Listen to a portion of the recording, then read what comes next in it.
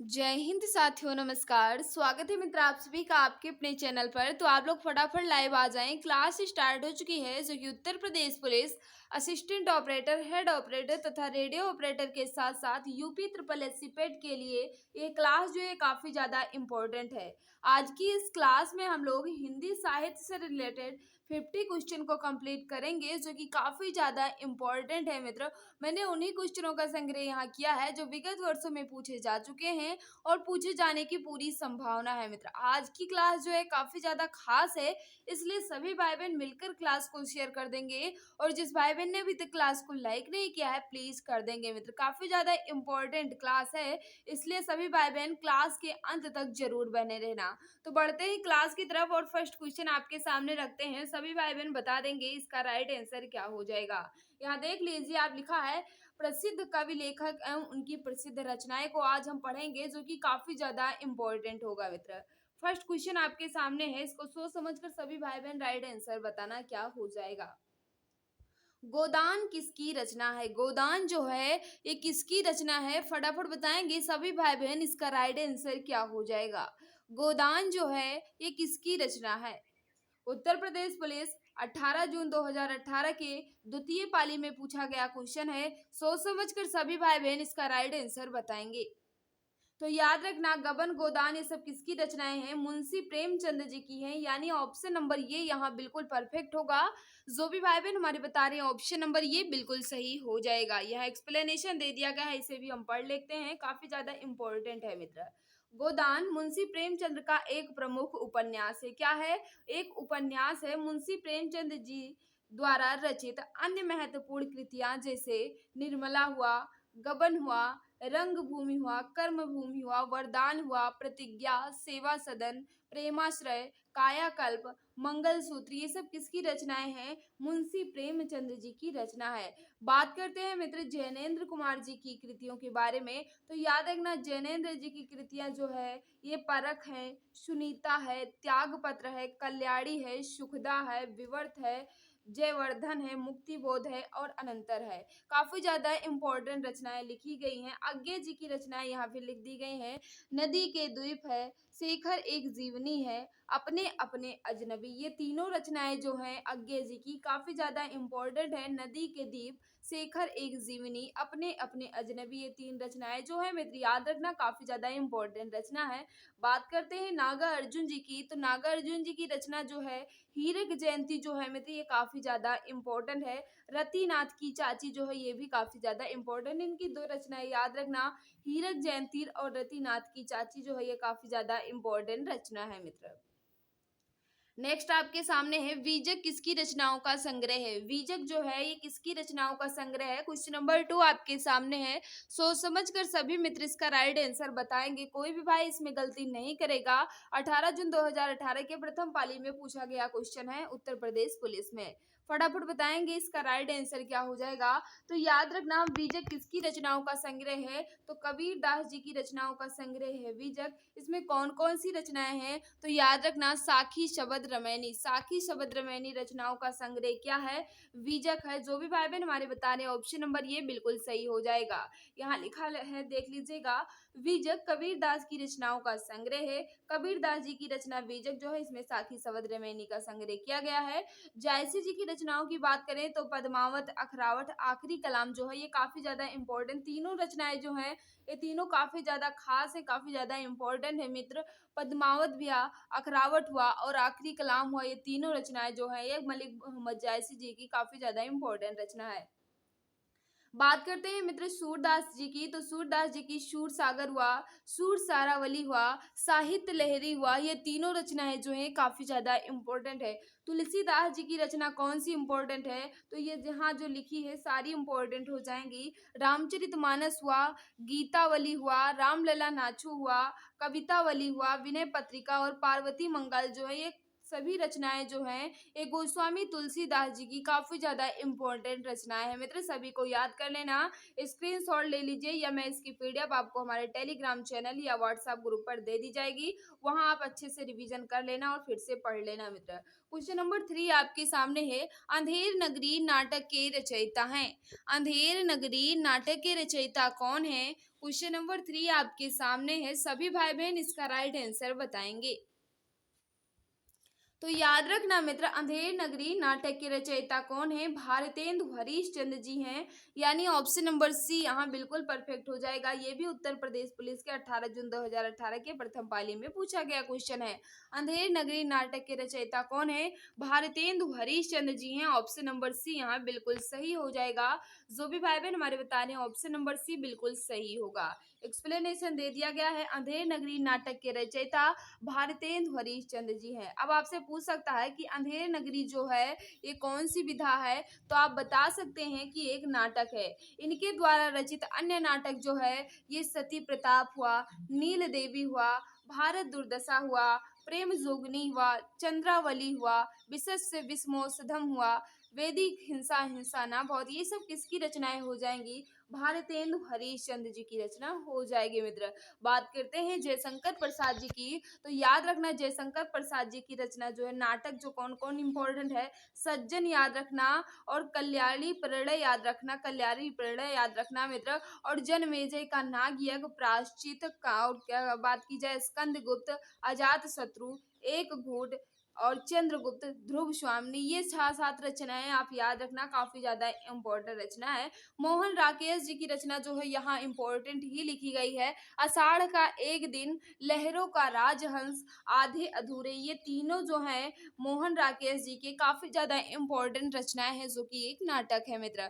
भीष्म साहनी जी की आप याद रखना रंग दे बसंती चोला, ये जो कि काफी ज्यादा इंपॉर्टेंट रचना है। रंग दे बसंती चोला जो है भीष्म साहनी जी का है। और ये भी याद रखना कि कबीरा खड़ा बाजार में, ये दो याद रखना और मुआजे याद रखना, यानी 3 रचनाएं इन्हें की याद रखना भीष्म साहनी जी की। कौन कौन मित्र? एक हो जाएगा मुआजे, दूसरा याद रखना रंग दे बसंती चोला, तीसरा याद रखना कबीरा खड़ा बाजार में। ये 3 रचनाएं भीष्म साहनी जी की याद रखना काफी ज्यादा इंपॉर्टेंट है मित्र। नेक्स्ट आपके सामने है क्वेश्चन नंबर 4, इसका राइट आंसर बताना है। कामायनी के रचनाकार हैं। कामायनी के रचनाकार कौन है? क्वेश्चन नंबर 4 आपके सामने है। सभी भाई बहन सोच समझकर इसका राइट आंसर देंगे। तो याद रखना कामायनी जो कि एक महाकाव्य है, क्या है मित्र? एक महाकाव्य है। इसके रचनाकार का नाम आपसे पूछ रहा है, सोच समझ कर सभी भाई बहन इसका राइट आंसर देंगे। तो याद रखना किसका है? जयशंकर प्रसाद जी का है। ऑप्शन नंबर ये यहाँ बिल्कुल परफेक्ट होगा। जो भी भाई बहन बता रहे हैं ऑप्शन नंबर ये बिल्कुल सही हो जाएगा। यहाँ एक्सप्लेनेशन दे दिया गया है, देख लीजिए। 18 जून को भी पूछा गया, 19 जून को भी पूछा गया क्वेश्चन है, काफी ज्यादा इंपॉर्टेंट है। एक्सप्लेनेशन हम यहाँ पढ़ लेते हैं। जयशंकर प्रसाद जी कामायनी जो है कि ये महाकाव्य है। प्रेम राज हुआ, झरना हुआ, लहर हुआ, आंसू हुआ, कानन कुसुम हुआ, ये सब किसकी रचनाएं हैं? जयशंकर प्रसाद जी की हैं। बात करते हैं सुमित्रा नंदन पंत जी की, तो याद रखना बीड़ा, पल्लव, गुंजन, युगांतर, स्वर्ण किरण, ये सब किसकी रचनाएं हैं? सुमित्रा नंदन पंत जी की रचना है मित्र। सूर्यकांत त्रिपाठी निराला जी की रचना याद रखना क्या?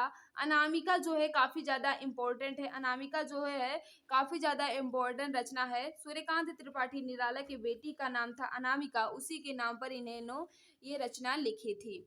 काफी ज्यादा इंपॉर्टेंट है। और याद रखना तुलसीदास, ये 2 रचनाएं याद रखना सूर्यकांत त्रिपाठी निराला जी की। बात करते हैं महादेवी वर्मा जी की मित्र, तो निहार हुआ, रश्मि हुआ, निर्जय हुआ, संध्या गीत हुआ, लेकिन यामा जो है ये काफी ज्यादा इंपॉर्टेंट है। आप याद रखना है सभी रचनाएं, लेकिन यामा जो है ये काफी ज्यादा खास है क्योंकि यामा के लिए 1982 में इन्हें ज्ञानपीठ पुरस्कार दिया गया था मित्र। नेक्स्ट आपके सामने है क्वेश्चन नंबर 5, इसका राइट आंसर बताना है। सभी भाई बहन सोच समझ कर इसका राइट आंसर बताएंगे। देवदास उपन्यास पर 3 बार फिल्म बन चुकी है, उपन्यासकार का क्या नाम है? देवदास उपन्यास पर 3 बार में फिल्म बन चुकी है, इस उपन्यास के उपन्यासकार का नाम आपसे पूछ रहा है। क्वेश्चन नंबर 5 आपके सामने है, सोच समझ कर सभी मित्र इसका राइट आंसर दे देंगे। तो बिल्कुल सही है। जो भी भाई बहन बता रहे हैं देवदास उपन्यास के उपन्यासकार कौन है? शरत चंद्र चट्टोपाध्याय जी हैं।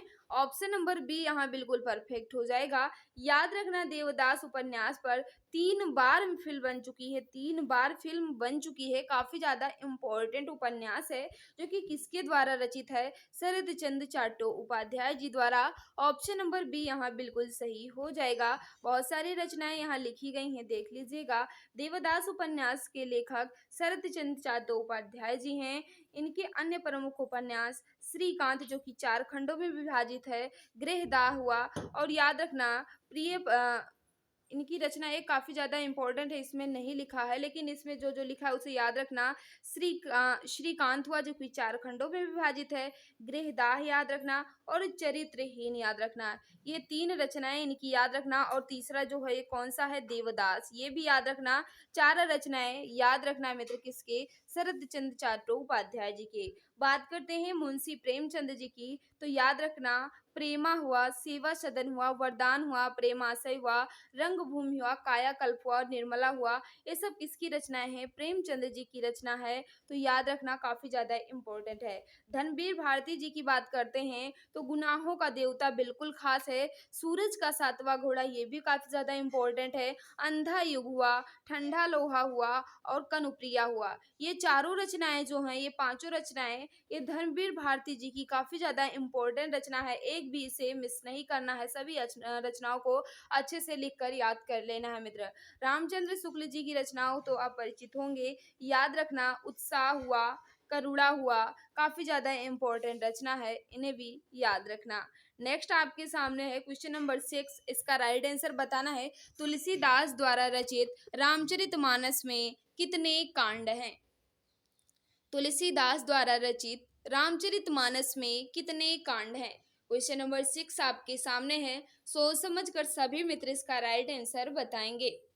तो याद रखना गोस्वामी तुलसीदास जी द्वारा रचित रामचरितमानस में कुल कितने कांड हैं? 7 कांड हैं, काफी ज्यादा इम्पोर्टेंट है, यूपीएससी बैच कब पूछा गया है मित्र, 16 दिसंबर 2017 को पूछा गया क्वेश्चन है। कौन कौन से कांड है इसे भी हम देख लेते हैं। गोस्वामी तुलसीदास द्वारा रचित रामचरितमानस में कितने कांड हैं? 7 कांड है। पहला है बाल कांड, अयोध्या कांड, अरण्य कांड, किष्किंधा कांड, सुंदर कांड, लंका कांड और उत्तर कांड। ये 7 कांड हैं रामचरितमानस में, जो कि किसके द्वारा रचित हैं? गोस्वामी तुलसीदास द्वारा। बिल्कुल सही बता रहे हो मित्र।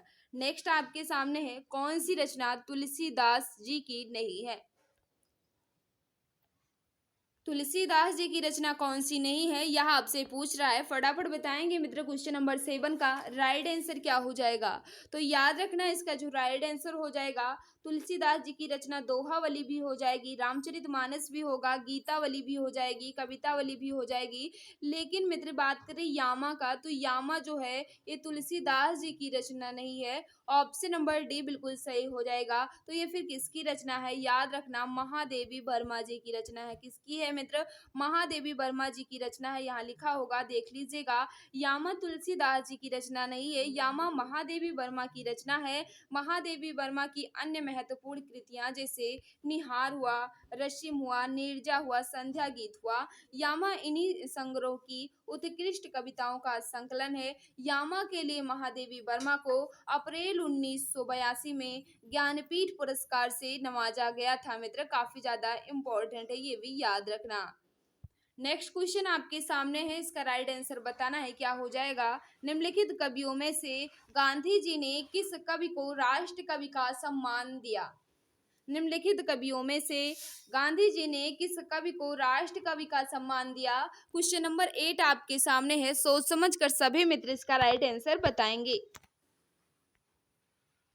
तो याद रखना 8 का जो राइट आंसर हो जाएगा, मैथिली शरण गुप्त जी को गांधी जी ने राष्ट्र कवि का सम्मान दिया। ऑप्शन नंबर सी यहाँ बिल्कुल सही हो जाएगा। जो भी भाई बहन बता रहे हैं ऑप्शन नंबर सी बिल्कुल सही हो जाएगा। गांधी जी ने मैथिली शरण गुप्त को इनकी रचना भारत भारती के लिए 1912 के लेखन पर राष्ट्र कवि का सम्मान दिया। याद रखना किस रचना के लिए? भारत भारती के लिए इन्हें राष्ट्र कवि का सम्मान दिया गया था। इनकी बहुत सारी रचनाएं हैं, जैसे याद रखना साकेत हुआ, यशोधरा हुआ, भारत भारती हुआ, अर्जन और विसर्जन हुआ और पंचवटी हुआ। ये रचनाएं जो है ये काफी ज्यादा इम्पोर्टेंट है, काफी ज्यादा इम्पोर्टेंट नहीं बहुत इम्पोर्टेंट है, इन्हें याद रखना। बात करते हैं जयशंकर प्रसाद, यहाँ द लिखा है। जयशंकर प्रसाद जी को कलाधर भी कहा जाता है, याद रखना। रखना इनका उपनाम कलाधर भी है। महादेवी वर्मा जी को आधुनिक युग की मीरा कहा जाता है और सुमित्रा नंदन पंत जी को प्रकृति के सुकुमार कवि या सुकुमार राजकुमार के रूप में जाना जाता है। याद रखना काफी ज्यादा इंपॉर्टेंट है मित्र। कौन सी कृति महादेवी वर्मा की है? चार कृति आपके सामने लिखी गई है, इसमें पूछ रहा है कौन सी जो है ये महादेवी वर्मा जी द्वारा रचित है। फटाफट बताएंगे क्वेश्चन नंबर 9 का राइट आंसर क्या हो जाएगा। तो याद रखना निहार जो है ये महादेवी वर्मा जी की रचना है। ऑप्शन नंबर ये यहाँ बिल्कुल परफेक्ट होगा। जो भी भाई बहन हमारे बता रहे हैं ऑप्शन नंबर ये बिल्कुल सही हो जाएगा। यहाँ लिखा गया है महादेवी वर्मा छायावाद की कवित्री हैं, इन्हें आधुनिक युग की मीरा कहा जाता है। इनकी कृति निहार, रसीम, संध्या गीत और नीरजा यामा इत्यादि हैं। साकेत के रचयिता कौन है? यहाँ देख लीजिए साकेत के रचयिता कौन है? मैथिली शरण गुप्त जी हैं। जबकि कामायनी के रचयिता कौन है? जयशंकर प्रसाद जी हैं। और प्रिय प्रवास के रचयिता कौन है? तो अयोध्या सिंह उपाध्याय हरिओद जी हैं। सभी का एक्सप्लेनेशन दे दिया गया है मित्र, काफी ज्यादा इंपॉर्टेंट है, इसे भी पढ़िएगा। नेक्स्ट आपके सामने है क्वेश्चन नंबर 10, इसका राइट आंसर बताना है। जयद्रथ वध किसकी रचना है? जयद्रथ वध जो है ये किसकी रचना है? क्वेश्चन नंबर 10 आपके सामने है, फटाफट बताएंगे सभी भाई बहन इसका राइट आंसर क्या हो जाएगा। सोच समझकर मित्र सभी आंसर देंगे। तो याद रखना जयद्रथ वध जो है ये मैथिली शरण गुप्त जी की रचना है, यानी ऑप्शन नंबर बी यहाँ बिल्कुल परफेक्ट होगा। जो भी भाई बहन हमारे बता रहे हैं ऑप्शन नंबर बी बिल्कुल सही हो जाएगा।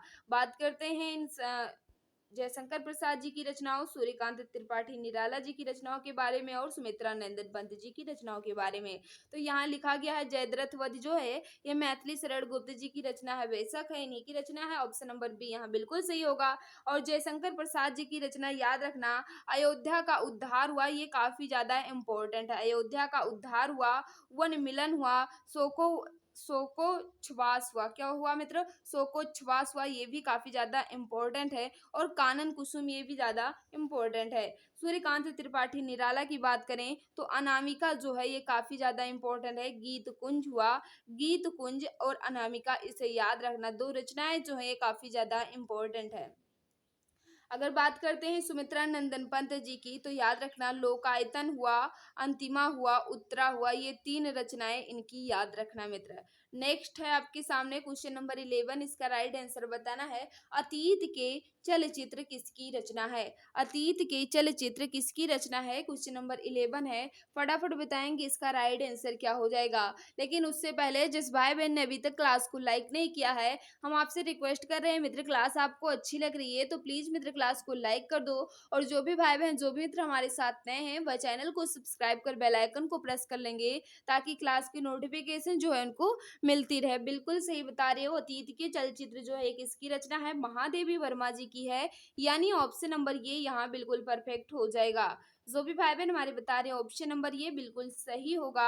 अयोध्या सिंह उपाध्याय जी की रचनाओं के बारे में हम बात करें तो प्रिय प्रवास हो जाएगा, पारिजाति हो जाएगा, वेदही वनवास हो जाएगा, कृष्ण शतक होगा, रसिक रहस्य होगा, प्रदम प्रसून होगा। इनमें इंपॉर्टेंट कौन है? तो याद रखना प्रिय प्रवास हुआ, वेदही वनवास हुआ और पारिजात हुआ, ये तीन रचनाएं याद रखना। याद रख सकते हो तो पूरा याद रख सकते हो मित्र, लेकिन ये तीन तो आपको याद रखना है। प्रिय प्रवास, पारिजात और वेदही वनवास जो है ये अयोध्या सिंह उपाध्याय हरिओद जी की रचना है। सियाराम शरण गुप्त जी की रचनाओं की बात करें मित्र तो बापू याद रखना, बापू जो है काफी ज्यादा इंपॉर्टेंट है। और नकुल, बापू, नकुल और देनकी जो है ये तीन रचनाएं इनकी भी याद रखना काफी ज्यादा खास है मित्र।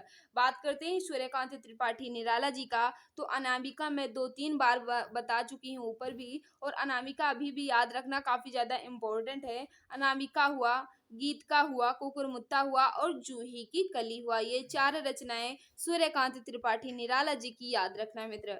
नेक्स्ट आपके सामने है रामचरितमानस में सोपानों या कांडों की संख्या है। ऊपर ये क्वेश्चन आ चुका है, बताना है इसमें राइट आंसर क्या हो जाएगा। रामचरितमानस में सोपानों या कांडों की संख्या जो है ये कितनी है?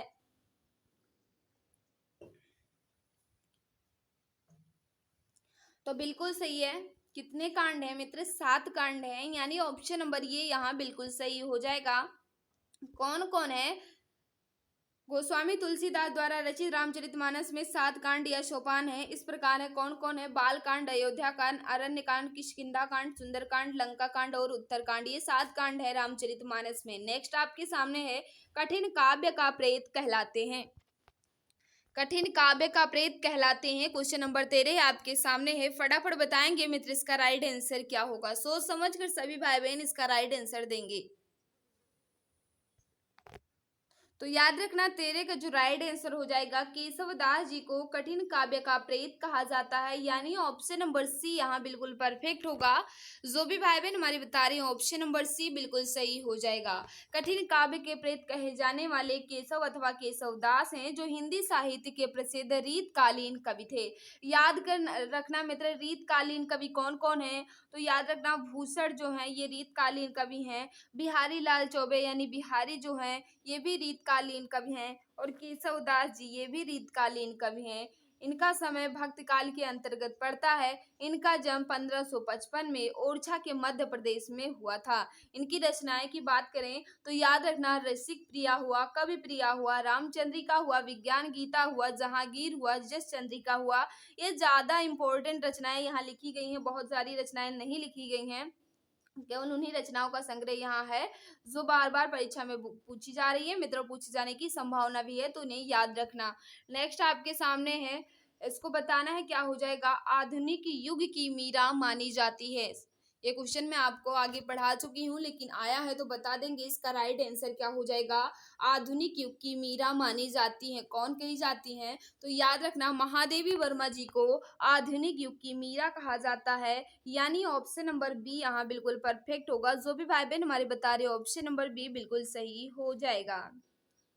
महादेवी वर्मा को आधुनिक युग की मीरा कहा जाता है। महादेवी वर्मा छायावाद के 4 स्तंभों में प्रमुख स्तंभ है। इनके द्वारा रचित प्रमुख कृतियां निहार हुआ, दीप शिखा हुआ, रचिम हुआ, नीरजा हुआ, संध्या गीत हुआ, यामा हुआ। ये सब किसकी रचनाएं हैं? महादेवी वर्मा जी की हैं। और याद रखना इसमें काफी ज्यादा खास जो है यामा है। यामा के लिए अप्रैल 1982 में इन्हें ज्ञानपीठ पुरस्कार से सम्मानित किया गया था मित्र। और ये भी याद रखना यहाँ काफी ज्यादा इंपॉर्टेंट बात और लिखी गई है कि सुभद्रा कुमारी चौहान वीर रस की एकमात्र कवयित्री हैं। सुभद्रा कुमारी चौहान वीर रस की एकमात्र कवयित्री हैं, ये भी याद रखना मित्र। नेक्स्ट आपके सामने है क्वेश्चन नंबर 15, इसका राइट आंसर बताना है। सितारे हिंद किस लेखक का उपनाम है? सितारे हिंद किस लेखक का उपनाम है? फटाफट बताएंगे मित्र क्वेश्चन नंबर 15 का राइट आंसर क्या होगा। तो बिल्कुल सही है, जो भी भाई बहन बता रहे हैं सितारे हिंद किस लेखक का उपनाम है, तो राजा शिव प्रसाद सिंह को सितारे हिंद कहा जाता है, यानी ऑप्शन नंबर सी यहाँ बिल्कुल परफेक्ट होगा। जो भी भाई बहन हमारे बता रहे ऑप्शन नंबर सी बिल्कुल सही हो जाएगा। सितारे हिंद उपनाम हिंदी के उन्नायक साहित्यकार राजा शिव प्रसाद सिंह का है।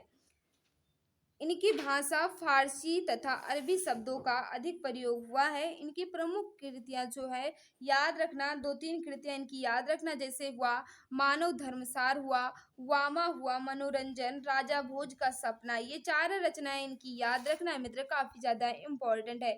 रानी केतकी की कहानी के कहानीकार हैं।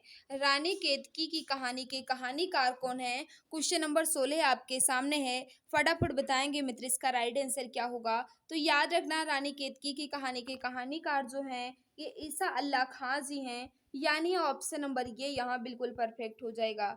जो भी भाई बहन हमारे बता रहे ऑप्शन नंबर ये बिल्कुल सही हो जाएगा। और ये कब लिखी गई, तो 1798 और 803 के बीच ये रचना की गई थी मित्र। इस कहानी का एक अन्य नाम और है, याद रखना क्या कहा जाता है मित्र, रानी केतकी की कहानी का एक अन्य नाम से भी जाना जाता है, वो कौन सा है? उदय भान चरित के नाम से भी जाना जाता है। याद रखना काफी ज्यादा इंपॉर्टेंट है कि रानी केतकी की कहानी को और हम किस नाम से जानते हैं, तो उदय भान चरित के नाम से भी जाना जाता है मित्र। नेक्स्ट आपके सामने है, आंसू किसका प्रमुख काव्य है? आंसू जो है ये किसका प्रमुख काव्य है? फटाफट बताएंगे मित्र क्वेश्चन नंबर 17 का राइट आंसर क्या हो जाएगा। तो याद रखना आंसू, लहर, झरना, कंकाल, तितली, ये सब किसकी रचना है? जयशंकर प्रसाद जी की हैं, यानी ऑप्शन नंबर बी यहाँ बिल्कुल परफेक्ट होगा। तो जो भी भाई बहन हमारे बता रहे हैं ऑप्शन नंबर बी बिल्कुल सही हो जाएगा। यहाँ मैंने जो जो बताया है वो लिखा गया है। यहाँ ध्रुव सामने भी इम्पोर्टेंट है। एक गुट, अजात शत्रु और तितली, कंकाल, आंधी, आकाशदीप, ये सारी रचनाएं जो हैं ये जयशंकर प्रसाद जी की हैं। नेक्स्ट आपके सामने है मित्र क्वेश्चन नंबर 18, इसका राइट आंसर बताना है। भारतेंदु युग की समय सीमा है, कब से कब तक भारतेंदु युग की समय सीमा मानी जाती है। क्वेश्चन नंबर 18 है, सोच समझ कर सभी भाई बहन इसका राइट आंसर बताएंगे। तो याद रखना 1850 से 1900 तक का माना जाता है, भारतीय युग की समय सीमा माना जाता है। यानी ऑप्शन नंबर ये यहाँ बिल्कुल परफेक्ट होगा। जो भी भाई बहन हमारे बता रहे हैं ऑप्शन नंबर ये बिल्कुल सही हो जाएगा। इसका नामकरण हिंदी नवजागरण के अग्रदूत भारतेंदु हरिश्चंद्र के नाम पर किया गया था। याद रखना भारतेंदु युग का नामकरण जो है हिंदी नवजागरण के अग्रदूत भारतेंदु हरिश्चंद्र के नाम पर किया गया था मित्र। और याद रखना भारतेंदु मंडल के प्रमुख रचनाकार जो हैं, याद रखना कौन कौन है। भारतेंदु हरिश्चंद्र दो है ही हैं। दूसरा कौन हो जाएंगे, प्रताप नारायण मिश्र होंगे। बद्री नारायण चौधरी प्रेमघन हो जाएंगे। बाल कृष्ण भट्ट हो जाएंगे। अंबिका दत्त व्यास हो जाएंगे। और इसमें कौन इंपॉर्टेंट है, तो लाला श्रीनिवास दास हो जाएंगे। इन चार पांच को याद रखना जो कि भारतेंदु युग के माने जाते हैं। नेक्स्ट आपके सामने मित्र क्वेश्चन नंबर 19, इसका राइट आंसर बताना है। हिंदी रेखा चित्र का विकास किस सन के बाद हुआ। फटाफट बताएंगे मित्र क्वेश्चन नंबर 19 का राइट आंसर क्या हो जाएगा। हिंदी चित्र रेखा चित्र का विकास किस सन के बाद हुआ। तो 19 का जो भी भाई बहन बता रहे हैं 1936 के बाद बिल्कुल सही बता रहे हैं। हिंदी रेखा चित्र का विकास जो है 1936 के बाद हुआ था मित्र। नेक्स्ट आपके सामने है और ये याद रखना है मित्र कि हिंदी में महादेवी वर्मा रेखा चित्र लिखते हैं और राम वृक्ष बेनी हो पूरी हो जाएंगे और बनारसी दास चतुर्वेदी हो जाएंगे जो कि एक प्रमुख रेखा चित्रकार हैं। नेक्स्ट आपके सामने है क्वेश्चन नंबर 20, इसका राइट आंसर बताना है। सोच समझ कर सभी भाई बहन इसका राइट आंसर बताएंगे। भारत में मार्क्सवादी चिंतन परंपरा और समालोचना के समत प्रवक्ता हैं। अब आपसे पूछ रहा है, फटाफट बताएंगे इसका राइट आंसर क्या होगा। भारत में मार्क्सवादी चिंतन परंपरा और समालोचना के समत प्रवक्ता कौन है। सोच समझकर सभी भाई बहन इसका राइट आंसर बताएंगे। तो जो भी भाई बहन बता रहे हैं डॉक्टर रामविलास शर्मा बिल्कुल सही हो जाएगा।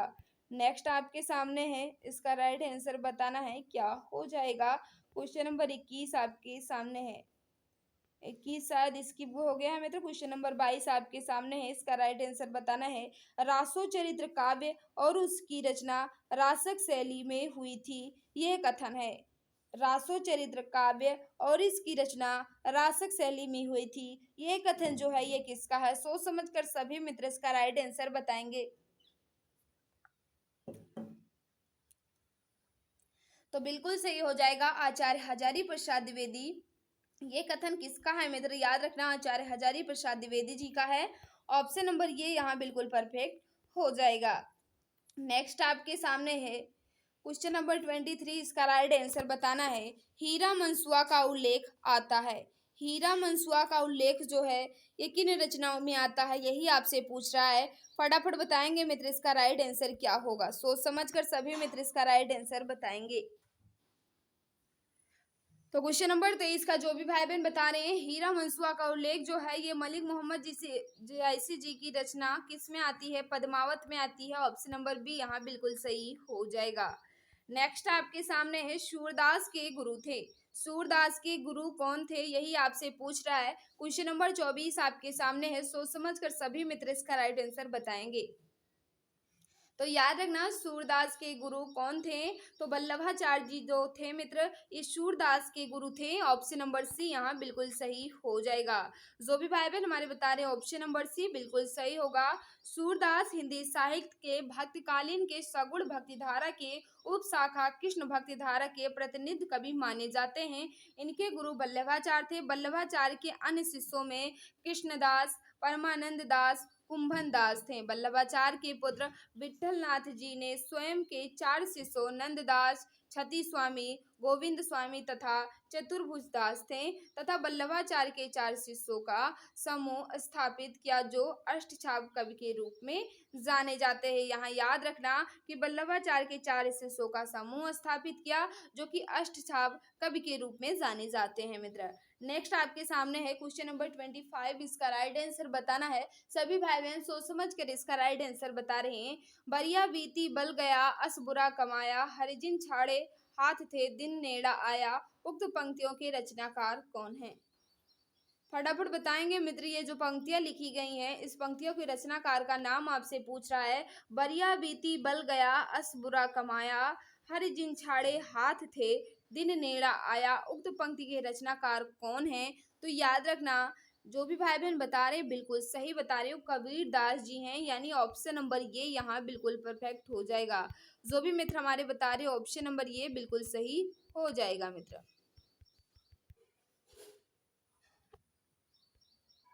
नेक्स्ट आपके सामने है, इसका राइट आंसर बताना है, लेकिन उससे पहले इसे देख लीजिएगा कि कबीर दास जी के गुरु का क्या नाम था। तो याद रखना रामादास था। क्या था? रामानंद जो है मित्र, ये कबीर दास जी के गुरु का नाम था रामानंद।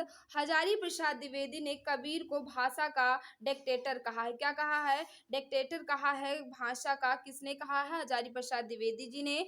और रामचंद्र शुक्ल ने कबीर की भाषा को सदुक्कड़ी बताया है, जबकि श्याम सुंदर दास ने पंचमेल खिचड़ी बताया है कबीर दास जी की भाषाओं को। और याद रखना इनकी कौन सी रचना है? बीजक इनकी रचना हो जाएगी। नेक्स्ट आपके सामने है मित्र क्वेश्चन नंबर 26। इसका राइट आंसर बताना है। हिंदी साहित्य की प्रथम कहानी का नाम क्या है? हिंदी साहित्य की प्रथम कहानी का नाम क्या है? सोच समझ कर मित्र इसका राइट आंसर बताएंगे। क्वेश्चन नंबर 26 है। तो याद रखना हिंदी साहित्य की प्रथम कहानी का नाम जो है ये इंदुमती है। कौन सा है मित्र? इंदुमती है, यानी ऑप्शन नंबर बी बिल्कुल परफेक्ट हो जाएगा। इंदुमती के लेखक कौन है इसे भी याद रखना। हिंदी साहित्य की प्रथम कहानी इंदुमती है, इसके लेखक किशोरी लाल गोस्वामी है। कौन है मित्र? किशोरी लाल गोस्वामी है। ये कहानी 1900 में प्रकाशित हुई थी। कब प्रकाशित हुई? 1900 में प्रकाशित हुई थी। रामचंद्र शुक्ल इसे हिंदी की पहली कहानी मानते हैं। रामचंद्र शुक्ल जो है इसे हिंदी की पहली कहानी मानते हैं। जो भी भाई बहन बता रहे हैं ऑप्शन नंबर बी बिल्कुल सही हो जाएगा। ये भी याद रखना कि प्रेम सागर जो है ये किसकी रचना है? लल्लू लाल जी की है।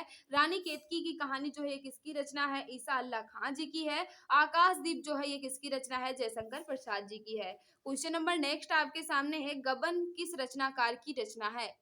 गबन जो है ये किस रचनाकार की रचना है? 27 आपके सामने है। सोच समझ कर सभी मित्र इसका राइट आंसर बताएंगे। तो याद रखना मुंशी प्रेमचंद्र जी की रचना है गबन गोदान। ये सब किसकी रचना है? मुंशी प्रेमचंद्र जी की रचना हो जाएगी।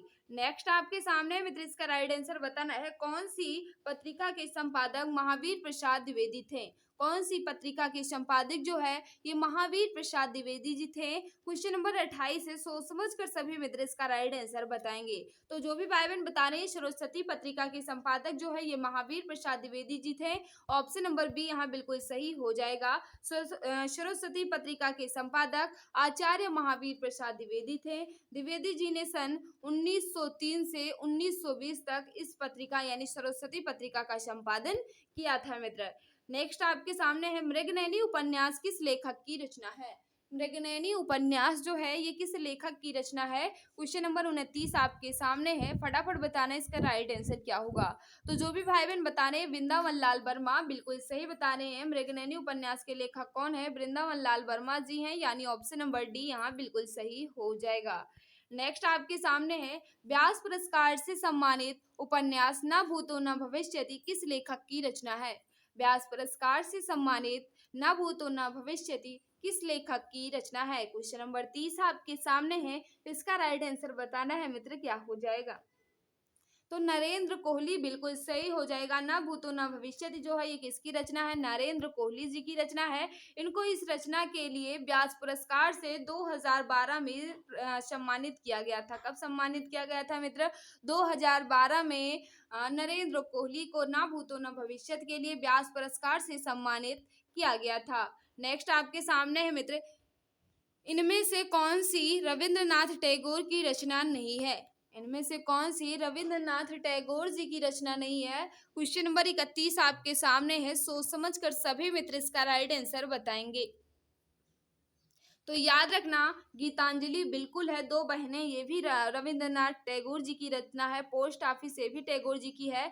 लेकिन चंद्रकांता जो है ये देवकी नंदन खत्री जी का है, ये टैगोर जी की रचना बिल्कुल भी नहीं है। ये भी याद रखना, यहाँ काफी ज्यादा इंपॉर्टेंट एक बात लिखी गई है कि रविंद्रनाथ टैगोर को गीतांजलि के लिए 1913 में साहित्य नोबेल पुरस्कार दिया गया। याद रखना मित्र कि टैगोर जी को इनकी रचना गीतांजलि के लिए 1913 में साहित्य नोबेल पुरस्कार दिया गया था। नेक्स्ट आपके सामने है, इसका राइट आंसर बताना। निम्नलिखित में से किस उपन्यास के लेखक प्रेमचंद हैं? किस उपन्यास के लेखक प्रेमचंद है, यह आपसे पूछ रहा है। क्वेश्चन नंबर 32 आपके सामने है, सोच समझ कर मित्र इसका राइट आंसर बताना। तो जो भी भाई बहन बता रहे हैं बिल्कुल सही बता रहे हैं। कर्मभूमि जो है ये मुंशी प्रेमचंद जी की रचना है, यानी ऑप्शन नंबर सी यहाँ बिल्कुल सही हो जाएगा। कर्मभूमि उपन्यास के लेखक मुंशी प्रेमचंद जी हैं। जबकि झूठा सच जो है ये किसका है? यशपाल जी का है। और बात करते हैं चित्रलेखा के लेखक कौन है? चित्रलेखा के तो भगवती चरण वर्मा हो जाएंगे। चित्रलेखा के लेखक कौन है? भगवती चरण वर्मा है। मानस के हंस के लेखक कौन है? अमृतलाल नागर जी हैं। तो जो भी भाई बहन हमारे बता रहे हैं कर्मभूमि, यानी ऑप्शन नंबर सी बिल्कुल सही हो जाएगा। भारत की खोज किसकी कृति है? भारत की खोज किसकी कृति है, यह आपसे पूछ रहा है। फटाफट बताएंगे मित्र क्वेश्चन नंबर 33 का राइट आंसर क्या होगा। तो या भारत की खोज कहे या डिस्कवरी ऑफ इंडिया कहे, तो याद रखना जवाहरलाल नेहरू हो जाएगा। ऑप्शन नंबर बी यहाँ बिल्कुल परफेक्ट होगा। जो भी भाई बहन हमारे बता रहे हैं ऑप्शन नंबर बी बिल्कुल सही होगा। याद रखना, गांधी जी द्वारा लिखित 4 पुस्तकें हैं, जिसमें हम लोग कह सकते हैं कि इम्पोर्टेंट कौन है, तो हिंद स्वराज हुआ, दक्षिण अफ्रीका से सत्याग्रह का इतिहास, ये दो याद रखना काफी ज्यादा इम्पोर्टेंट है मित्र। नेक्स्ट आपके सामने है, रसीम रथी की रचयिता कौन है? रसीम रथी की रचयिता कौन है? क्वेश्चन नंबर 34 आपके सामने है। फटाफट बताएंगे मित्र इसका राइट आंसर क्या होगा। तो 34 का जो भी भाई बहन बता रहे हैं कि रामधारी सिंह दिनकर जी हैं, बिल्कुल सही बता रहे हो। रसीम रथी के रचनाकार कौन है? रामधारी सिंह दिनकर हैं। ऑप्शन नंबर ये यहाँ बिल्कुल सही हो जाएगा। याद रखना, यहाँ अच्छे पॉइंट्स लिखी गई है कि उर्वशी महाकाव्य के लिए, उर्वशी जो है किसकी रचना है? रामधारी सिंह दिनकर जी की, आपको पता ही है। इनको इस रचना के लिए, इस महाकाव्य के लिए 1972 में ज्ञानपीठ पुरस्कार से सम्मानित किया गया था मित्र। नेक्स्ट आपके सामने है क्वेश्चन नंबर 35, इसका राइट आंसर बताना है। अग्नि परीक्षा किस रचनाकार की कृति है? अग्नि परीक्षा जो है ये किस रचनाकार की कृति है? फटाफट बताएंगे मित्र इसका राइट आंसर क्या होगा। सोच समझकर सभी मित्र इसका राइट आंसर देंगे। तो याद रखना, अग्नि परीक्षा जो है मित्र ये किसकी रचना है? आचार्य तुलसी जी की। किसकी है? आचार्य तुलसी जी की रचना है अग्नि परीक्षा। ऑप्शन नंबर डी यहाँ बिल्कुल परफेक्ट हो जाएगा। यहाँ लिखा गया है कि अग्नि परीक्षा जो है आचार्य तुलसी की रचना है। जबकि कौटिल्य जो है, कौटिल्य का रचना महत्वपूर्ण है, सबसे महत्वपूर्ण कहा जाए तो अर्थशास्त्र हो जाएगा। कौटिल्य की रचना, कौटिल्य जो है इन्होंने क्या लिखा, तो अर्थशास्त्र हो जाएगा। और बात करते हैं मित्र, वैशाली की नगर वधु, स्वयं रक्षम, सोमनाथ, गोली इत्यादि किसकी रचना है? तो चतुर्सेन शास्त्री जी के उपन्यास हैं। काफी ज्यादा इंपॉर्टेंट है मित्र, इसे याद रखना। नेक्स्ट आपके सामने है, आंचलिक उपन्यासकार की संज्ञा इनमें से किसे दी गई? आंचलिक उपन्यासकार की संज्ञा इसमें से किसको दी गई, यह आपसे पूछ रहा है। फटाफट बताएंगे इसका राइट आंसर क्या होगा। सोच समझकर सभी मित्र इसका राइट आंसर देंगे। तो याद रखना, फणीश्वर नाथ रेणु जी को आंचलिक उपन्यासकार की संज्ञा दी गई थी। इनकी एक काफी ज्यादा इंपॉर्टेंट रचना है मैला आंचल जो है, ये फणीश्वर नाथ रेणु जी की काफी ज्यादा इंपॉर्टेंट रचना है मित्र। इसे याद रखना, बहुत ज्यादा फेमस है, बहुत ज्यादा इंपॉर्टेंट है। नेक्स्ट आपके सामने है क्वेश्चन नंबर 37, इसका राइट आंसर बताना है। सिए राम मैं सब जग जानी, करऊं प्रणाम जोरी जुग पानी, यह रचना गोस्वामी तुलसीदास की किस कृति से है? सिए राम मैं सब जग जानी, करऊं प्रणाम जोरी जुग पानी, ये रचना जो है ये गोस्वामी तुलसीदास जी के किस कृति से लिया गया है? क्वेश्चन नंबर 37 है, तो याद रखना रामचरितमानस से लिया गया है। ऑप्शन नंबर सी यहाँ बिल्कुल सही हो जाएगा। नेक्स्ट आपके सामने है, आधुनिक हिंदी की सबसे सशक्त कवित्रियों में से एक होने के कारण खाली स्थान दिया गया है को आधुनिक मीरा के नाम से भी जाना जाता है। किन्हें आधुनिक युग की मीरा के नाम से भी जाना जाता है, यह आपसे पूछ रहा है। तो याद रखना महादेवी वर्मा जी को आधुनिक युग के मीरा के नाम से जाना जाता है, यानी ऑप्शन नंबर ये बिल्कुल परफेक्ट हो जाएगा। और सुमित्रा कुमारी चौहान जो है एकमात्र कवयित्री जो है मित्र ये वीर रस की है। वीर रस की एकमात्र कवयित्री सुमित्रा कुमारी चौहान हो जाएंगी। और महादेवी वर्मा जी को आधुनिक युग की मीरा कहा जाता है। इनकी काफी ज्यादा इंपॉर्टेंट रचना है, 2-3 बार मैं बता चुकी हूँ कि यामा के लिए अप्रैल 1982 में ज्ञानपीठ पुरस्कार से सम्मानित किया गया था। क्वेश्चन नंबर 39 है, इसका राइट आंसर बताना है, क्या हो जाएगा? सोच समझकर सभी मित्र इसका राइट आंसर देंगे, क्या होगा?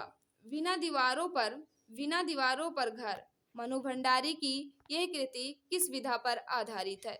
फटाफट बताओ इसका राइट आंसर क्या होगा? बिना दीवारों पर घर मनु भंडारी की यह कृति किस विधा पर आधारित है? तो याद रखना नाटक है। क्या है मित्र? मनु भंडारी जी की कृति बिना दीवारों पर जो है, बिना दीवारों पर ये कौन सी विधा है? नाटक है। क्या है मित्र? नाटक है। ऑप्शन नंबर बी यहाँ बिल्कुल सही हो जाएगा। नेक्स्ट आपके सामने है क्वेश्चन नंबर 40, इसका राइट आंसर बताना है। दीप जले शंख बजे किस उपन्यासकार की कृति है? दीप जले शंख बजे किस उपन्यासकार की कृति है? फटाफट बताएंगे मित्र क्वेश्चन नंबर 40 का राइट आंसर क्या हो जाएगा? तो याद रखना इसका जो राइट आंसर हो जाएगा, जो भी भाई बहन बता रहे हैं, कन्हैया लाल मिश्र प्रभाकर बिल्कुल सही बता रहे हो। दीप जले शंख बजे ये किसकी कृति है? कन्हैया लाल मिश्र प्रभाकर जी की कृति हो जाएगी। नेक्स्ट आपके सामने है, इसका राइट आंसर बताना है। माटी की मूर्ति किस लेखक की रचना है? माटी की मूर्ति किस लेखक की रचना है? क्वेश्चन नंबर 41 है, सोच समझ कर सभी भाई बहन इसका राइट आंसर बताएंगे। कोई भी मित्र इसमें गलती नहीं करेगा। तो याद रखना इसका जो राइट आंसर हो जाएगा, माटी की मूर्तें के लेखक कौन है? राम वृक्ष बेनीपुरी जी हैं। ऑप्शन नंबर डी यहाँ बिल्कुल सही हो जाएगा। इनकी बहुत सारी रचनाएं हैं, लेकिन याद रखना गांव का देवता, गेहूं और गुलाब, गांव का देवता, और बात की जाए माटी की मूर्ति, ये 3 रचनाएं इनकी याद रखना मित्र काफी ज्यादा इम्पोर्टेंट है। इम्पोर्टेंट से भी इम्पोर्टेंट कही जाए तो ये 3 रचनाएं जो है काफी ज्यादा खास हैं। क्वेश्चन नंबर 42 आपके सामने है, इसका राइट आंसर बताना है, क्या हो जाएगा? हुई वीरता की फिर खाली स्थान दिया गया है के साथ सगाई झांसी में सुभद्रा कुमारी चौहान की इस पंक्ति को पूर्ण करें। इसमें क्या फिल किया जाए ताकि ये पंक्ति जो है ये पूर्ण रूप ले ले? फटाफट बताएंगे मित्र क्वेश्चन नंबर 42 का राइट आंसर क्या होगा? तो जो भी भाई बहन बता रहे हैं, हुई वीरता की वैभव के साथ सगाई झांसी में, या वैभव फिल किया जाएगा, बिल्कुल सही बता रहे हो। ऑप्शन नंबर बी यहाँ बिल्कुल परफेक्ट हो जाएगा। हुई वीरता की वैभव के साथ सगाई झांसी में, ऑप्शन नंबर बी यहाँ बिल्कुल परफेक्ट हो जाएगा। जो भी भाई बहन बता रहे हैं ऑप्शन नंबर बी बिल्कुल सही होगा। हरिशंकर परसाई जी किस तरह के साहित्य रचना के लिए जाने जाते हैं?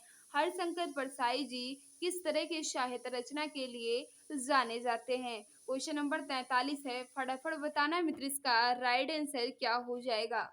सोच समझ कर सभी भाई बहन बताएंगे। यूपीएसआई बैच कब पूछा गया है? 20 दिसंबर 2017 के थर्ड शिफ्ट में पूछा गया क्वेश्चन है, तो व्यंग हो जाएगा। इसका right answer option number D बिल्कुल सही होगा।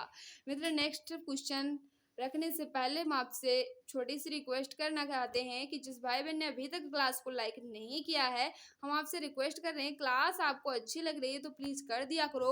और जो भी भाई बहन, जो भी मित्र हमारे साथ नए हैं, वह चैनल को सब्सक्राइब कर बेल आइकन को प्रेस कर लेंगे ताकि क्लास की नोटिफिकेशन जो है उनको मिलती रहे। क्वेश्चन नंबर 44 आपसे क्या पूछ रहा है? भक्तिन फिर खाली स्थान दिया गया है का प्रसिद्ध, फिर खाली स्थान दिया गया है, रेखा चित्र है, रिक्त स्थानों की पूर्ति करें। फटाफट बताओ इसमें क्या फिल किया जाए? तो जो भी भाई बहन बता रहे हैं, भक्तिन महादेवी वर्मा का प्रसिद्ध संस्मरण रेखा चित्र है, यानी ऑप्शन नंबर बी यहाँ बिल्कुल परफेक्ट हो जाएगा। ऑप्शन नंबर बी वाले सभी भाई बहन बिल्कुल सही हो जाएंगे। याद रखना महादेवी वर्मा जी की रचना कौन कौन सी है? तो अतीत के चलचित्र हो गए, मेरा परिवार हो गया, गिल्लू हुआ, नीरजा हुआ, पथ के साथी, स्मृति की रेखाएं, निहार, संध्या गीत, यामा काफी ज्यादा खास है। नेक्स्ट आपके सामने है मित्र क्वेश्चन नंबर 45। इसका राइट आंसर बताना है। माखनलाल चतुर्वेदी को उनकी किस रचना पर साहित्य अकादमी पुरस्कार मिला? माखनलाल चतुर्वेदी को उनकी किस रचना पर साहित्य अकादमी पुरस्कार दिया गया? फटाफट बताओ मित्र इसका राइट आंसर। तो याद रखना, हिम तरंगनी के लिए माखनलाल चतुर्वेदी जी को 1955 में पहला साहित्य अकादमी पुरस्कार दिया गया था। जो भी भाई बहन बता रहे थे ऑप्शन नंबर सी बिल्कुल सही हो जाएगा। जयशंकर प्रसाद की पहली कहानी कौन सी है? जयशंकर प्रसाद जी की पहली कहानी कौन सी है? क्वेश्चन नंबर 46 आपके सामने है। फटाफट बताएंगे इसका राइट आंसर क्या हो जाएगा। सभी मित्र सोच समझ कर इसका राइट आंसर देंगे। तो बिल्कुल सही है। जो भी भाई बहन बता रहे ग्राम जो है ये जयशंकर प्रसाद जी की पहली कहानी है, बिल्कुल सही बता रहे हैं। ऑप्शन नंबर ये वाले सभी भाई बहन बिल्कुल सही हो जाएंगे। कब प्रकाशित हुई? तो 1911 में प्रकाशित हुई थी। नेक्स्ट आपके सामने है, कथा सम्राट मुंशी प्रेमचंद का वास्तविक नाम क्या था? कथा सम्राट मुंशी प्रेमचंद का वास्तविक नाम जो है ये क्या था? क्वेश्चन नंबर 47 है। सोच समझ कर मित्र इसका राइट आंसर बताना। तो धनपत राय हो जाएगा। कथा सम्राट का वास्तविक नाम जो है यानी कथा सम्राट मुंशी प्रेमचंद का वास्तविक नाम जो है ये धनपत राय था। इनका जन्म कब हुआ था? तो याद रखना 31 जुलाई 1980 को इनका जन्म हुआ था। कब हुआ था? 1880, सॉरी मित्र, इनका 31 जुलाई 1880 को इनका जन्म हुआ था। इनकी मृत्यु जो है 8 अक्टूबर 1936 को हो गई थी मित्र। नेक्स्ट आपके सामने है क्वेश्चन नंबर 48। इसका राइट आंसर बताना है। अमृत और विष किसकी रचना है? अमृत और विष जो है ये किसकी रचना है? फटाफट बताएंगे क्वेश्चन नंबर 48 का राइट आंसर क्या होगा। तो याद रखना इसका जो राइट आंसर हो जाएगा बिल्कुल सही है, अमृतलाल नागर जी की है अमृत और विष। ऑप्शन नंबर बी यहाँ बिल्कुल सही होगा। जो भी भाई बहन बता रहे हैं ऑप्शन नंबर बी बिल्कुल सही हो जाएगा। अमृत और विष उपन्यास के लिए के लेखक कौन है? अमृतलाल नागर जी हैं। इस उपन्यास के लिए इन्हें 1967 में साहित्य अकादमी पुरस्कार से सम्मानित किया गया था। मानस के हंस ये काफी ज्यादा इंपॉर्टेंट रचना है, याद रखना। नेक्स्ट आपके सामने है, बच्चों की कहानियां लिखने वाले और चाचा चौधरी पात्र के रचनाकार कौन है? बच्चों की कहानियां लिखने वाले और चाचा चौधरी के पात्र के रचनाकार कौन है? तो याद रखना प्राण कुमार शर्मा जी हैं, यानी ऑप्शन नंबर बी यहाँ बिल्कुल परफेक्ट हो जाएगा। नेक्स्ट आपके सामने है, हल्दी घाटी के रचनाकार कौन है? हल्दी घाटी के रचनाकार कौन है यहाँ आपसे पूछ रहा है। फटाफट बताना इसका राइट आंसर क्या हो जाएगा। तो श्याम नारायण पांडे जी हैं हल्दी घाटी के रचनाकार। ऑप्शन नंबर सी यहाँ बिल्कुल परफेक्ट हो जाएगा मित्र। याद रखना क्वेश्चन नंबर नेक्स्ट आपके सामने काफी ज्यादा इंपॉर्टेंट है, इसे भी पढ़ लेना। इसकी पीडीएफ जो हमारे टेलीग्राम चैनल या व्हाट्सएप ग्रुप पर दे दी जाएगी। अच्छे से पढ़ लेना, पूरी रचना याद कर लेना, काफी ज्यादा खास है क्योंकि मित्र उन्हीं क्वेश्चनों का संग्रह है जो बार बार एग्जाम में पूछे जा चुके हैं और पूछे जाने की संभावना आप देख सकते हैं कितने इंपॉर्टेंट क्वेश्चन है। हिंदी साहित्य की लब्ध प्रतिष्ठित कृति कामायनी के रचनाकार कौन है? हिंदी साहित्य की लब्ध प्रतिष्ठित कृति कामायनी के रचनाकार कौन है? तो याद रखना कामायनी जो कि एक महाकाव्य है जयशंकर प्रसाद जी का। ऑप्शन नंबर डी यहाँ बिल्कुल परफेक्ट हो जाएगा। इसमें कितने सर्ग हैं? 15 सर्ग तो नहीं है इसमें। नेक्स्ट आपके सामने इसका राइट आंसर क्या होगा। हाँ मित्र इसमें याद रखना ये महाकाव्य चिंता से आरंभ होकर आनंद सर्ग तक समाप्त होता है। इसमें 15 सर्ग हैं। ऑप्शन नंबर जो भी भाई बहन बता रहे थे कामायनी बिल्कुल सही हो जाएगा, जयशंकर प्रसाद जी का है। नेक्स्ट आपके सामने है, हिंदी गद्य का सर्वप्रथम युग किसे माना जाता है? हिंदी गद्य का सर्वप्रथम युग जो है किसे माना जाता है? तो भारतेंद्र युग को हिंदी गद्य का सर्वप्रथम युग माना जाता है। ऑप्शन नंबर ये बिल्कुल परफेक्ट हो जाएगा। किसके नाम पर किया गया था? तो भारतेंद्र हरिश्चंद्र के नाम पर किया गया था। नेक्स्ट आपके सामने है, पंच परमेश्वर के लेखक कौन है? पंच परमेश्वर के लेखक कौन है? फटाफट बताना मित्र इसका राइट आंसर क्या होगा। सोच समझ कर सभी मित्र इसका राइट आंसर देंगे। तो याद रखना पंच परमेश्वर के लेखक मुंशी प्रेमचंद जी हैं। ऑप्शन नंबर सी यहाँ बिल्कुल परफेक्ट हो जाएगा। जो भी भाई बहन बता रहे हैं option number C Munshi Premchand ji बिल्कुल सही हो जाएगा मित्र। तो मित्र यहाँ मैंने 53 क्वेश्चन को अच्छे से कंप्लीट कर लिया है। आज के इस 53 क्वेश्चन में आपका स्कोर कितना रहा कमेंट बॉक्स में ज़रूर बताना। और आज की क्लास जो है आपको कैसी लगी ये भी ज़रूर बताना। अगर अच्छी लगी हो तो भी बताना, नहीं अच्छी लगी हो तो भी बता देना, लेकिन अपना फीडबैक कमेंट में ज़रूर देना मित्र। और ये भी बताना कि आज की इस क्लास में आपका स्कोर कितना रहा। किसी क्वेश्चन में डाउट है तो आप कमेंट कर बेझिझक पूछ सकते हैं, मैं जवाब देने की पूरी कोशिश करूंगी मित्र। और जिस भाई बहन ने अभी तक क्लास को लाइक नहीं किया है, हम आपसे रिक्वेस्ट करना चाहेंगे, क्लास अच्छी लग रही है तो प्लीज कर दिया करो, क्योंकि आपके एक ही लाइक से मुझे बहुत ही मोटिवेशन मिलता है। जो भी भाई बहन, जो भी मित्र हमारे साथ में है, वह चैनल को सब्सक्राइब कर लेंगे ताकि नई नई वीडियो की नोटिफिकेशन और अच्छे अच्छे क्लास की नोटिफिकेशन मिल सके मित्र। तो आज की इस क्लास में बस इतना ही। सभी को बाय बाय, सभी को नमस्कार, जय हिंद, जय भारत और वंदे मातरम।